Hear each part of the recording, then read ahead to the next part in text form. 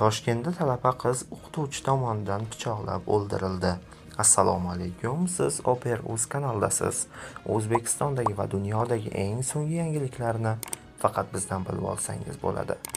Kanalimizga obuna bo'lib, videomizga bitta dona like bosib qo'yishni unutmang.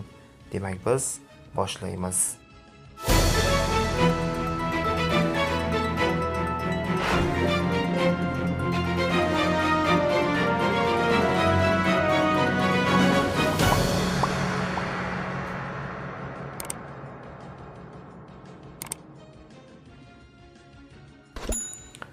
Toshkent shahrining Sergeli tumanida 2004-yilda tug'ilgan qiz va uning tanishi bo'lgan 51 yoshli xitoylik erkak 1998-yilda tug'ilgan o'qituvchi tomonidan pichoqlab o'ldirildi.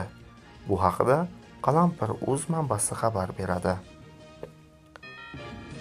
Manbaga ko'ra, joriy yilning 21-may kuni Toshkent shahar Sergeli tumani O'zbekiston Davlat jahon tillari universitetida o'rindosh o'qituvchi bo'lgan 1998-yilda tug'ilgan yigit mazkur universitet talabasi 2004-yilda tug'ilgan qiz va uning tanishi 1975-yilda tug'ilgan Xitoy Xalq Respublikasi fuqarosini rashk sababli pichoqlagan. Ma'lumotlarga ko'ra, pichoqlangan xitoylik shaxs voqea joyida vafot etgan.